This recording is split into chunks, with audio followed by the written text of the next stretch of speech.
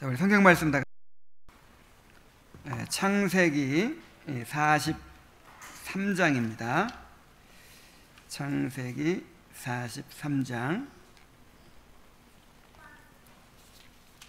1절부터 14절까지 보겠습니다. 15절까지 보겠습니다. 그 땅의 기근이 심하고 그들이 애굽에서 가져온 곡식을 다 먹음에 그 아버지가 그들에게 이르되 다시 가서 우리를 위하여 양식을 조금 사오라. 유다가 아버지에게 말하여 이르되 그 사람이 우리에게 엄히 경고하여 이르되 너희 아우가 너희와 함께 오지 아니하면 너희가 내 얼굴을 보지 못하리라 하였으니 아버지께서 우리 아우를 우리와 함께 보내시면 우리가 내려가서 아버지를 위하여 양식을 사려니와 아버지께서 만일 그를 보내지 아니하시면 우리는 내려가지 아니하리니 그 사람이 우리에게 말하기를 너희의 아우가 너희와 함께 오지 아니하면 너희가 내 얼굴을 보지 못하리라 하였음이니이다. 이스라엘이 이르되 너희가 어찌하여 너희에게 또 다른 아우가 있다고 그 사람에게 말하여 나를 괴롭게 하였느냐. 그들이 이르되 그 사람이 우리와 우리의 친족에 대하여 자세히 질문하여 이르기를 너희 아버지가 아직 살아계시느냐 너희에게 아우가 있느냐 하기로 그 묻는 말에 따라 그에게 대답한 것이니 그가 너희의 아우를 데리고 내려오라 할 줄을 우리가 어찌 알았으리까. 유다가 그의 아버지 이스라엘에게 이르되 저 아이를 나와 함께 보내시면 우리가 가리니 그러면 우리와 아버지와 우리 어린 아이들이 다 살고 죽지 아니하리이다. 내가 그를 위하여 담보가 되오리니 아버지께서 내 손에서 그를 찾으소서. 내가 만일 그를 아버지께 데려다가 아버지 앞에 두지 아니하면 내가 영원히 죄를 지리이다. 우리가 지체하지 아니하였더라면 벌써 2번 갔다 왔으리이다. 그들의 아버지 이스라엘이 그들에게 이르되 그러할진대 이렇게 하라. 너희는 이 땅의 아름다운 수산을 그릇에 담아가지고 내려가서 그 사람에게 예물을 드릴지니 곧 유향 조금과 꿀 조금과 향품과 몰약과 유향나무 열매와 감복수가이니라. 너희 손에 갑절의 돈을 가지고 너희 자루 아귀에 도로 넣어져 있던 그 돈을 다시 가지고 가라. 혹 잘못이 있었을까 두렵도다. 내 아우도 데리고 떠나 다시 그 사람에게로 가라. 전능하신 하나님께서 그 사람 앞에서 너희에게 은혜를 베푸사 그 사람으로 너희 다른 형제와 베냐민을 돌려보내게 하시기를 원하노라. 내가 자식을 잃게 되면 이를 이루다. 그 형제들이 예물을 마련하고 갑절의 돈을 자기들의 손에 가지고 베냐민을 데리고 애굽에 내려가서 요셉 앞에 서니라.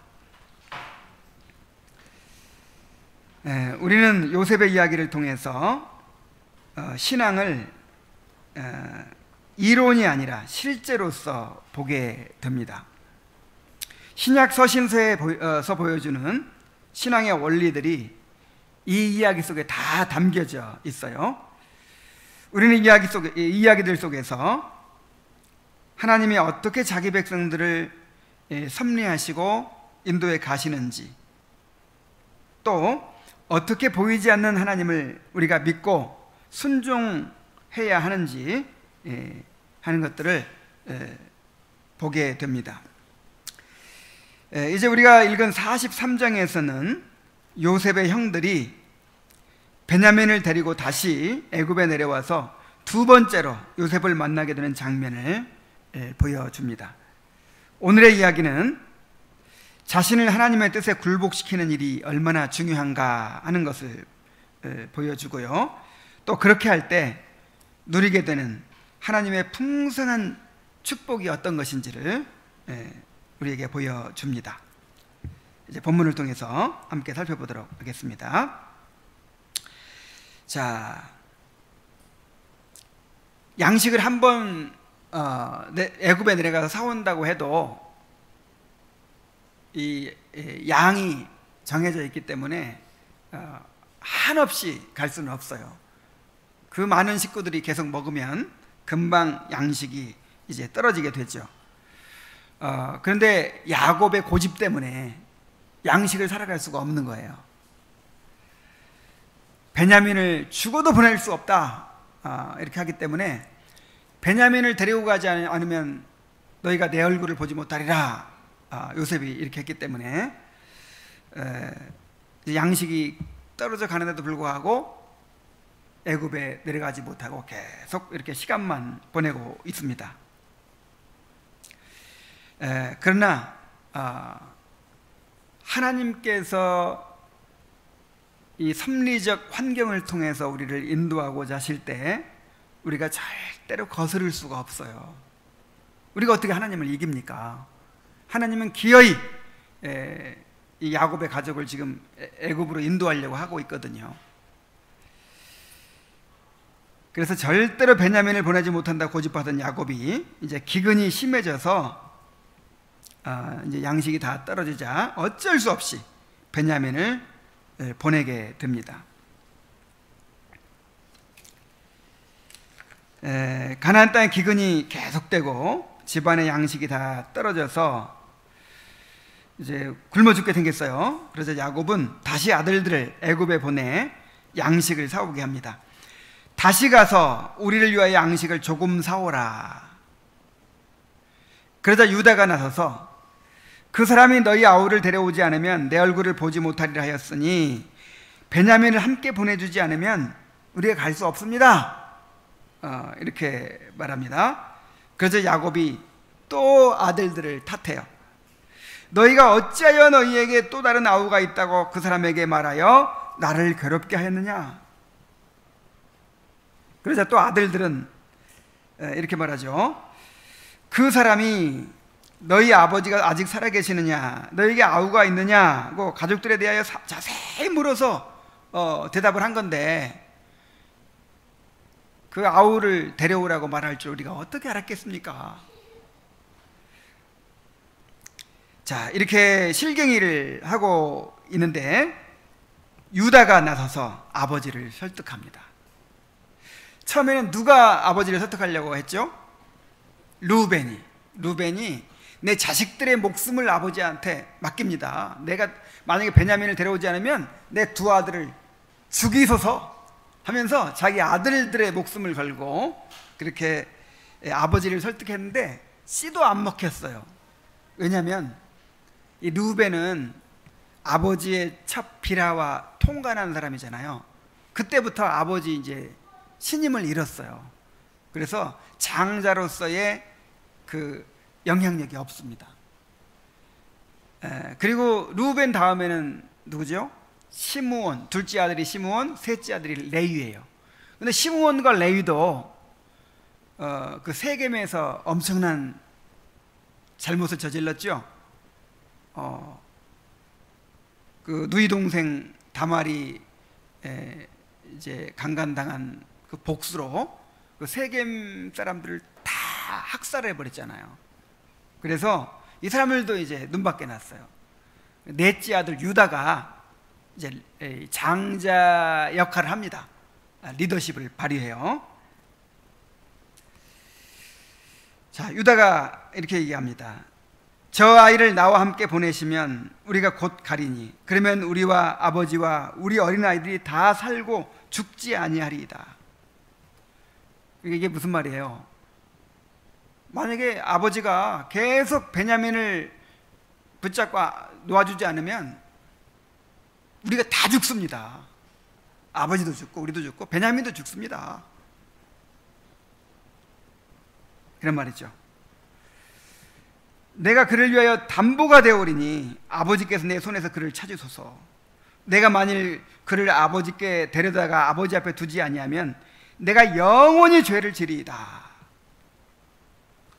그러니까 자기 자신을 이제 담보로 아버지한테 내세웁니다.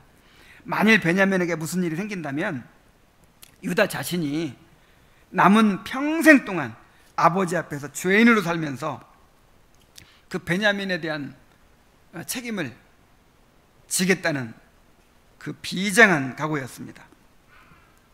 자, 이렇게까지 이제 설득을 하자 야곱이 어쩔 수 없이 이 상황을 받아들이고 베냐민을 보내게 됩니다. 야곱은 예전에 에서를 만날 때 만나기 전에 예물을 먼저 보내가지고 예서의 분노를 누그러뜨린 다음에 그렇게 만난 적이 있죠. 이번에도 이제 그 작전을 쓰는 거예요. 그래서 가나안 땅의 특산물을 예물로 준비하고, 지난번에 자루에 돈이 그대로 있었는데 혹시 착오가 있었을지도 모르니 돈도 2배로 가지고 가라고 합니다. 그리고 이렇게 말합니다. 전능하신 하나님께서 그 사람 앞에서 너희에게 은혜를 베푸사 그 사람으로 너희 다른 형제와 베냐민을 돌려보내게 하시기를 원하노라. 내가 자식을 잃게 되면 이르리로다. 야곱의 입에서 이제 신앙적인 고백이 나오죠. 야곱은 이제야 전능하신 하나님을 바라봅니다. 이제야 이 모든 일이 전능하신 하나님께 달려있다는 것을 인정합니다. 그리고 그 하나님께 은혜를 베푸셔서 베냐민과 모든 아들들을 지켜주시고 무사히 돌아오게 해주시기를 이제 빌었습니다. 그런데 가장 중요한 고백은 바로 이것이죠. 내가 자식을 잃게 되면 이르리로다. 에스더가 이제 자기를 던져서 민족을 구원하려고 할 때 뭐라고 했죠? 죽으면 죽으리라. 죽으면 죽으리라 했듯이 야곱도 그 베냐민이 야곱의 생명과 마찬가지야. 자기 생명 결탁이 되어 있다고 했었잖아요. 이거 놓치면 죽는 줄 아는 거예요. 근데 그걸 내려놓는 거예요. 내가 자식을 잃으면 이르리라. 드디어 야곱이 베냐민을 내려놓게 된 것이죠. 모든 것을 하나님께 맡기고 하나님의 처분을 받아들이겠다는 결단이었어요. 자, 이러한 결단이 야곱의 온 가족을 살렸습니다. 자, 이렇게 우리가 우리 삶을 하나님께 맡기고 우리 자신의 뜻을 하나님께 굴복시켜야 될 줄로 믿습니다. 하나님은 우리를 향하여 놀라운 계획을 가지고 우리를 인도하고 계시는데 우리가 붙잡고 우리가 우리 자신의 뜻을 고집하고 그렇게 굴복하지 않을 때, 불순종할 때, 고집을 피울 때 그것이 우리를 고통스럽게 하고 어렵게 하는 것입니다.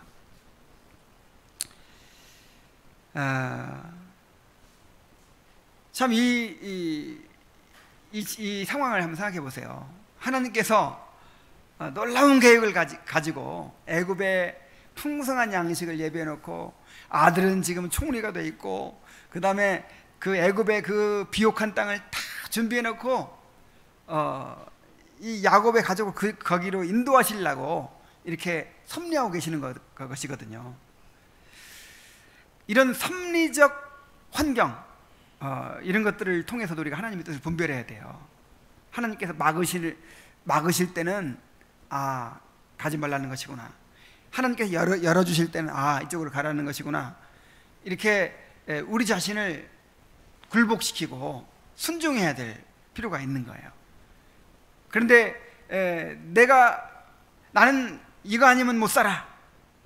나는 이거 아니면 살 수 없어 하면서 자기 뜻을 고집하고 이 집착을 포기하지 못하고 그렇게 될 때 그 하나님의 놀라운 계획을 우리가 경험할 수가 없어요.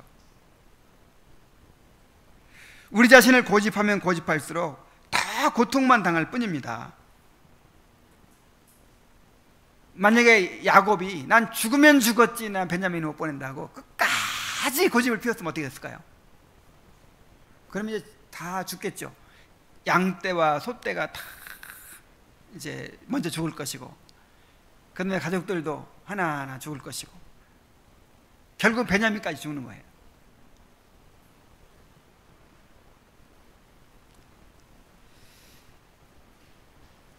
우리가 하나님을 거스를 수가 없습니다. 하나님의 손길을 거스를 수가 없어요.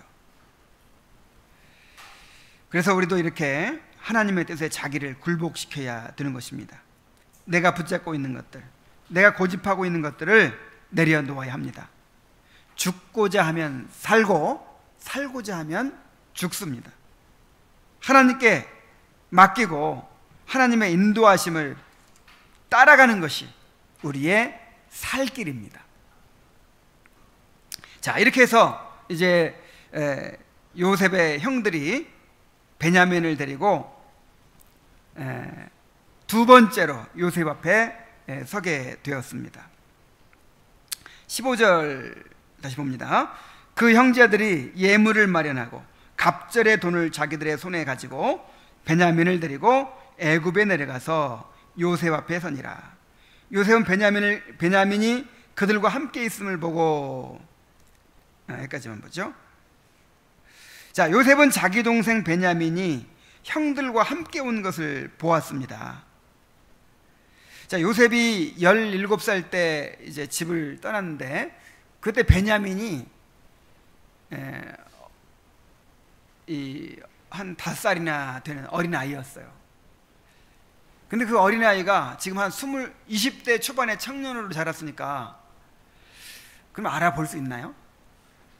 어쨌든 뭐 형들과 함께 왔으니까, 아, 얘가 베냐민이구나 하고 알아봤겠죠. 이 동생의 모습을 보게 되었을 때 요셉의 심정이 어떠했겠습니까? 요셉은 베냐민과 형들을 마음껏 대접하고자 하는 마음이 생겼어요. 그래서 자기 집으로 그들을 초대합니다. 16절 하반절부터 봅니다. 자기의 청지기에게 이르되 이 사람들을 집으로 인도해드리고 짐승을 잡고 준비하라. 이 사람들이 정오에 나와 함께 먹을 것이니라. 청지기가 요셉의 명대로 하여 그 사람들을 요셉의 집으로 인도하니 그 사람들이 요셉의 집으로 인도되매 두려워하여 이르되 전번에 우리 자루에 들어있던 돈의 일로 우리가 끌려드는도다. 이는 우리를 억류하고 달려들어 우리를 잡아 노예로 삼고 우리의 나귀를 빼앗으려 함이로다 하고 그들의 요셉의 집 청지기에게 가까이 나아가 그 집 문 앞에서 그에게 말하여 이르되 내 주여, 우리가 전번에 내려와서 양식을 사가지고 여관에 이르러 자루를 풀어본즉 각 사람의 돈이 전액 그대로 자루 아귀에 있기로 우리가 도로 가져왔고 양식 살 다른 돈도 우리가 가지고 내려왔나이다. 우리의 돈을 우리 자루에 넣은 자는 누구인지 우리가 알지 못하나이다. 그가 이르되 너희는 안심하라. 두려워하지 말라. 너희 하나님 너희 아버지 하나님이 재물을 너희 자루에 넣어 너희에게 주신 것이니라. 너희 돈은 내가 이미 받았느니라 하고 시몬을 그들에게로 이끌어내고 그들을 요셉의 집으로 인도하고 물을 주어 발을 씻게 하며 그들의 나귀에게 먹이를 주더라.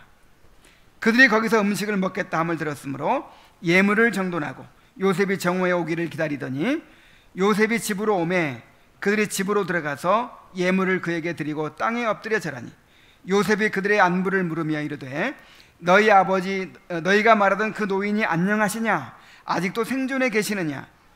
그들이 대답하되 주의 종 우리 아버지가 평안하고 지금까지 생존하였나이다 하고 머리 숙여 절하더라. 요셉이 눈을 들어 자기 어머니의 아들 자기 동생 베냐민을 보고 이르되 너희가 내게 말하던 너희 작은 동생이 이 아이냐? 그가 또 이르되 소자여, 하나님이 내게 은혜 베푸시기를 원하노라. 요셉이 아우를 사랑하는 마음이 복받쳐 급히 울 곳을 찾아 안방으로 들어가서 울고 얼굴을 씻고 나와서 그 정을 억제하고 음식을 차리려 하며 그들이 요셉에게 따로 차리고 그 형제들에게 따로 차리고 그와 함께 먹는 애굽 사람에게도 따로 차리니 애굽 사람은 히브리 사람과 같이 먹으면 부정을 입음이었더라. 그들이 요셉 앞에 앉되 그들의 나이에 따라 앉히게 되니 그들이 서로 이상히 여겼더라. 요셉이 자기 음식을 그들에게 주되 베냐민에게는 다른 사람보다 5배나 주매 그들이 마시며 요셉과 함께 즐거워하였더라. 긴 본문을 읽었어요. 자, 요셉은 자기의 청지기에게 이 사람들을 집으로 인도하여 드리고 짐승을 잡고 준비하라. 이 사람들이 정오에 나와 함께 먹을 것이니라고 합니다. 그리하여 요셉의 청지기가 이제 요셉의 형제들을 요셉의 집으로 인도하게 되었는데 이 요셉의 형제들은 자기들이 총리의 집으로 가게 된 것을 알고 크게 두려워했습니다. 공물을 사러 온 외국인들인데, 그것도 애굽 사람이 부정하게 여기는 히브리인들이에요. 같이 밥도 안 먹는 그런 사람들을 어디로 지금 데리고 가요? 총리의 집으로 데리고 가요. 요즘도 총리 공관이 있으니까 그 당시에도 아마 있었을 거예요. 이 총리 공관으로, 의리의리한 곳으로 데리고 갑니다. 뭐 식사 대접하려고 데리고 갈 것이라고 생각했을까요?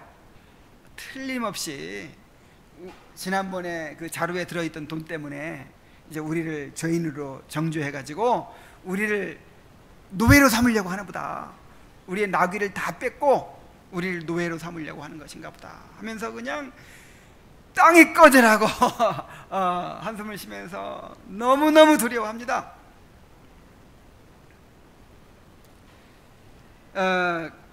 그래서 요셉의 집 문 앞에 이르자 요셉의 형들이 청지기에게 사정을 합니다.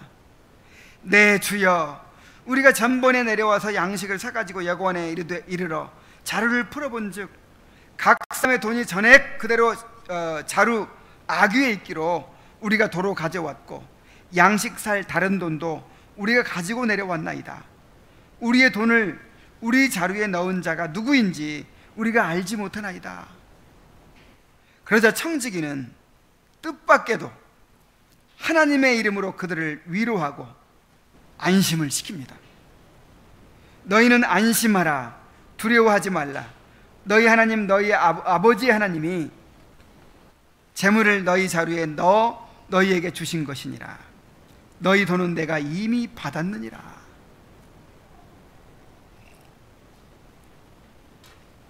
자, 요셉이 보디발의 집을 관리하는 청지기였었죠. 그런 것처럼 요셉에게도 요셉의 집을 관리하는 청지기가 있는 거예요. 자, 그런데 이 애굽인 청지기의 입에서 너희 하나님, 너희 아버지 하나님이라는 언약적인 용어가 나옵니다. 그러니까 이 사람이 야곱의 하나님에 대해서 알고 그 언약에 대해서 알고 있었다는 뜻이에요. 어떻게 알았을까요? 요셉을 통해서 하나님에 대해서 듣게 된 것이죠. 그리고 말이 얼마나 멋진가 보세요. 그 돈을 그 자루 속에 넣은 사람이 누구죠? 자기잖아요.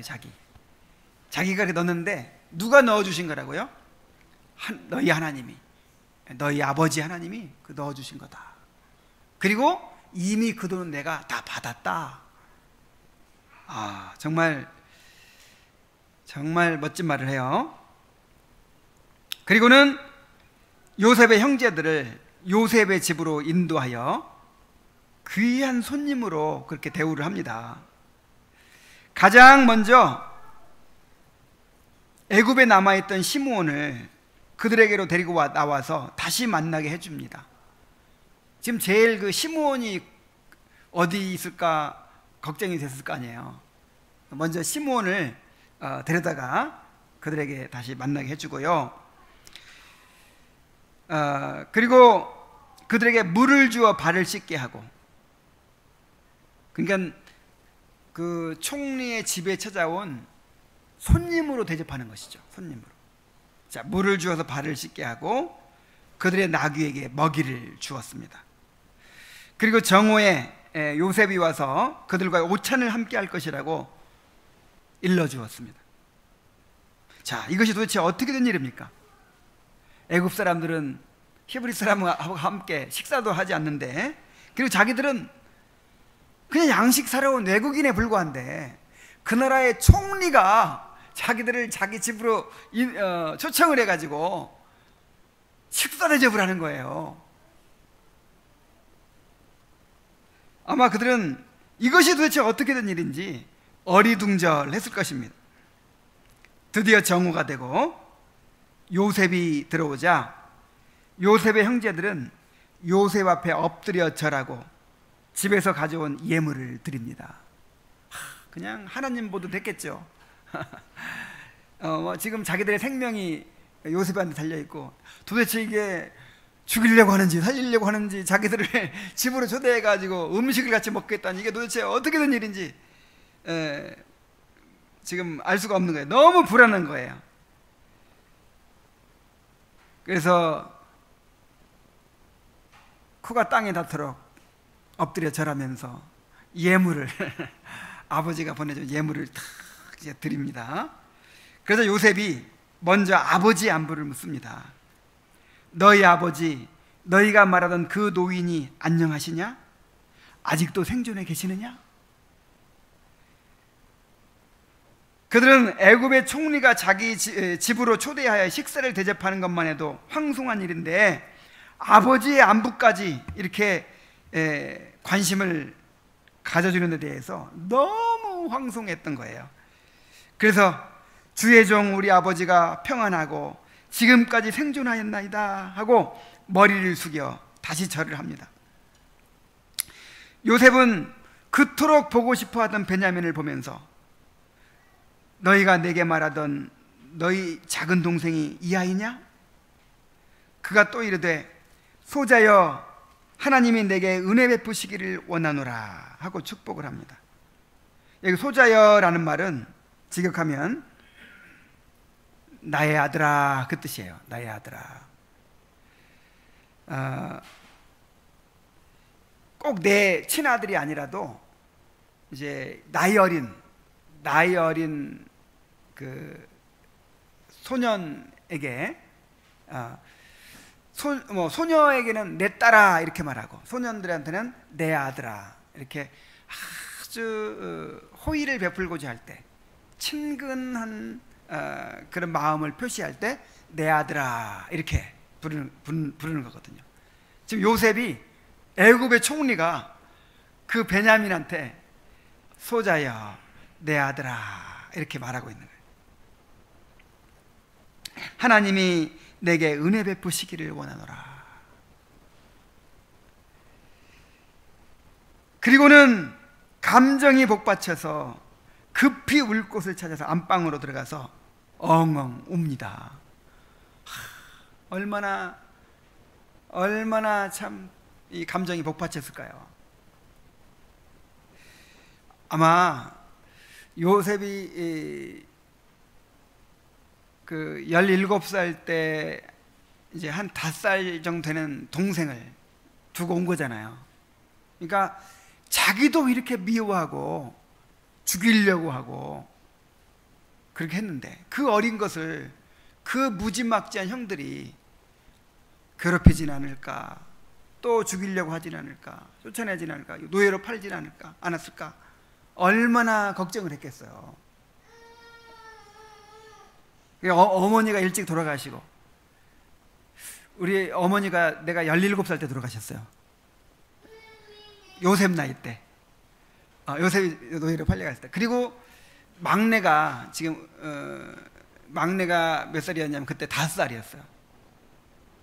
5살 때 엄마가 돌아가신 거예요. 그러니까 나도 불쌍하지만 항상 누구 때문에 우냐면 막내 동생 때문에 울어요. 항상. 그래서 어디 이제 가도 항상 그 동생이 못 잊어가지고, 항상 어디 가서 뭐 먹을 거 사가지고 동생 갖다 주고, 그리고 늘 동생 때문에 울어요.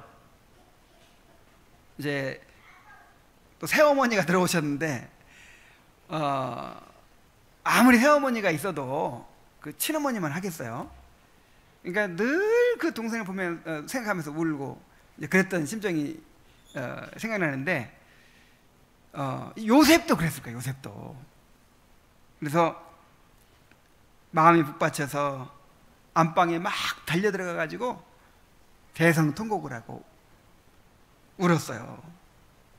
그렇게 한참을 운 다음에 얼굴을 씻고 나와서 이제 마음을 가다듬고, 자 우리 이제 식사를 하도록 하자 하고 음식을 차리라고 합니다. 그리하여 그들이 요셉 앞에서 앉아서 음식을 먹게 되는데, 신기하게도 나이에 따라 자리가 딱 앉혀지게 되는 거예요. 나이 순으로 신기하다. 어떻게 이렇게 하게 되었지? 이제 조금씩 조금씩 요셉이 알리는 겁니다. 조금씩 조금씩. 그리고 요셉이 자기 음식을 형제들에게 나누어 줬는데 베냐민에게는 5배나 줬어요.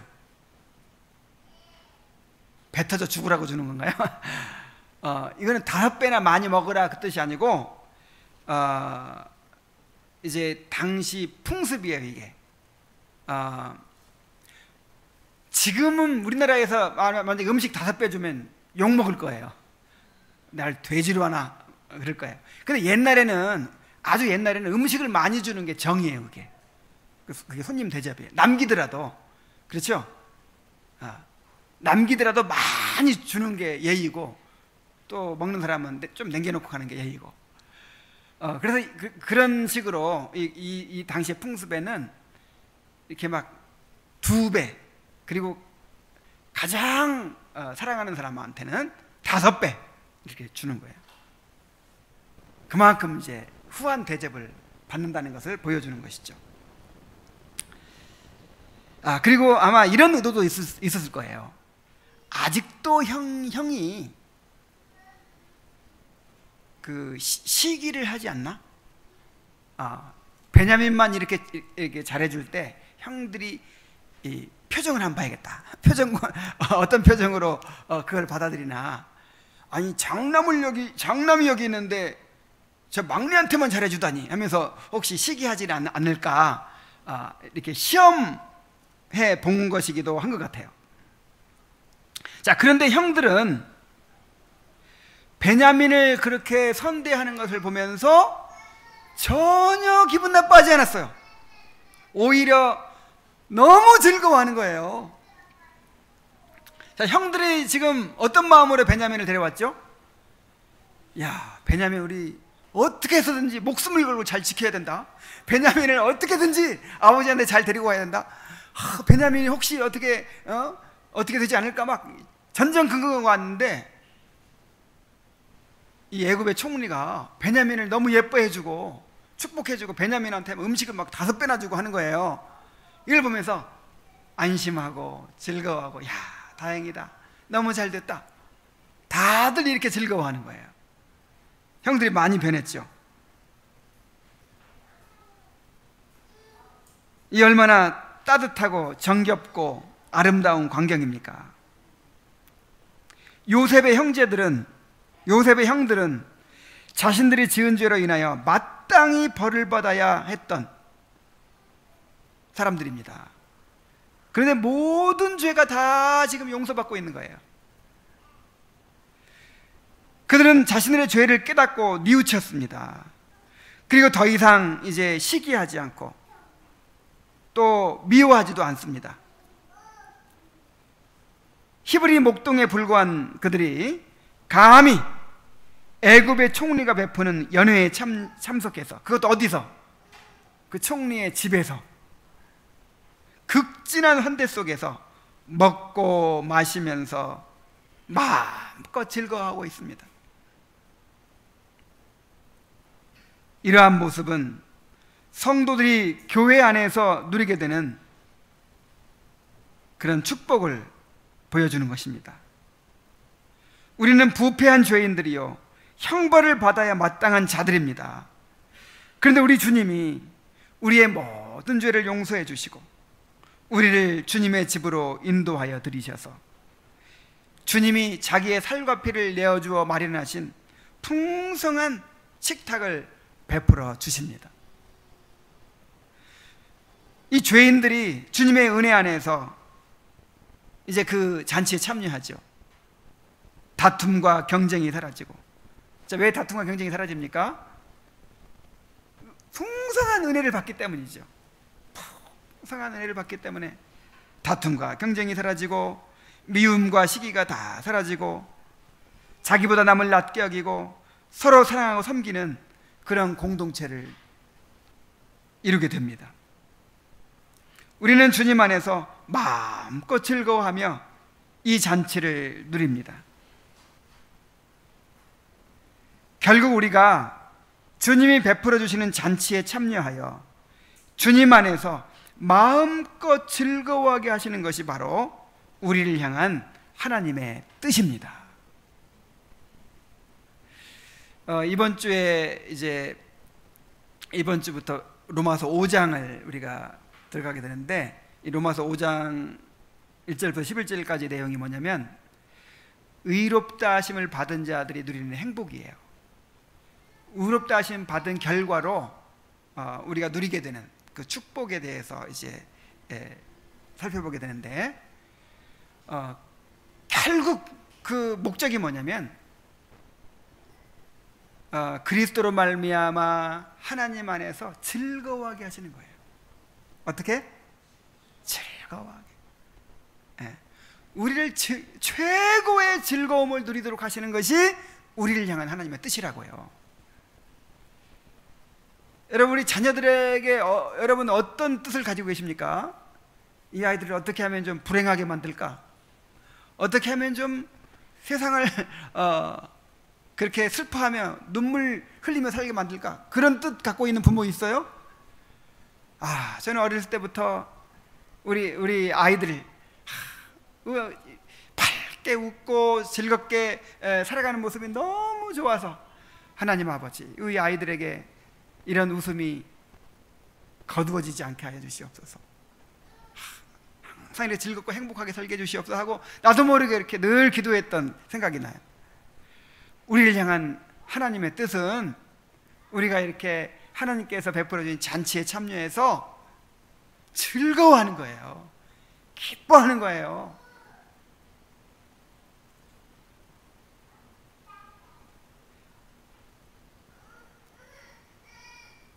하나님은 이렇게 우리를 향한 지극히 선한 뜻을 가지고 계십니다.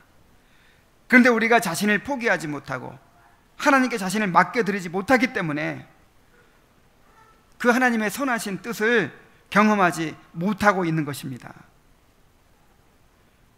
우리를 향한 하나님의 선하신 뜻을 우리가 신뢰해야 돼요. 주님은 이렇게 말씀하십니다. 너희를 향한 나의 생각을 내가 아나니 평안이요 재앙이 아니라 너희에게 미래와 희망을 주는 것이니라. 우리를 향한 주님의 뜻은 재앙이 아니라 뭐라고요? 평안이라고요. 무한한 즐거움이라고요. 하나님을 신뢰하고 선하신 하나님께 자신을 맡겨야 합니다. 자신의 뜻을 고집해서는 안 됩니다. 자신이 붙들고 있는 것들을 내려놓아야 합니다. 나의 성격, 나의 삶의 방식, 내가 즐기는 것, 나의 작은 이익, 이런 것들을 붙들고 고집하기 때문에 우리가 하나님의 놀라운 계획을 경험하지 못하고 기근 가운데서 고통을 당하게 되는 것입니다. 야곱이 내가 자식을 잃으면 잃으리라 고 했던 것처럼 우리가 붙들고 있는 것들을 내려놓고 전능하신 하나님께 우리 자신을 맡겨드릴 때 우리가 하나님의 선하신 계획을 경험할 수 있게 될 것입니다. 살고자 하는 자는 죽고 죽고자 하는 자는 삽니다. 뭔가 잃어버리는 것처럼 보이고 손해보는 것처럼 보이더라도 주님의 뜻을 따르는 것이 우리가 살 길이고 우리가 행복을 얻는 길임을 경험하게 되시기를 바랍니다. 기도하겠습니다. 우리를 사랑하시고 우리에게 최고의 즐거움을 누리게 하시려고 우리를 인도하시는 하나님 아버지, 우리의 믿음 없는 것을 용서하여 주시옵소서. 하나님을 온전히 신뢰하지 못하고 참으로 우리의 길을 고집하고 우리의 뜻을 고집하는 것을 용서하여 주시옵소서. 야곱이 내가 자식을 잃으면 잃으리로다 하고 베냐민을 내려놓았을 때 이토록 놀라운 축복을 경험하게 되었던 것처럼 아버지 하나님, 우리도 참으로 우리가 붙잡고 있는 것, 집착하고 있는 것들을 과감히 내려놓고 하나님께 맡겨드리고 순종할 수 있게 하여 주시옵소서. 그래야 우리를 향한 하나님의 놀라운 계획을 경험하고 참으로 그 구원의 영광을 찬양하게 될 수 있도록 인도하여 주시옵소서. 예수님의 이름으로 기도하옵나이다. 아멘.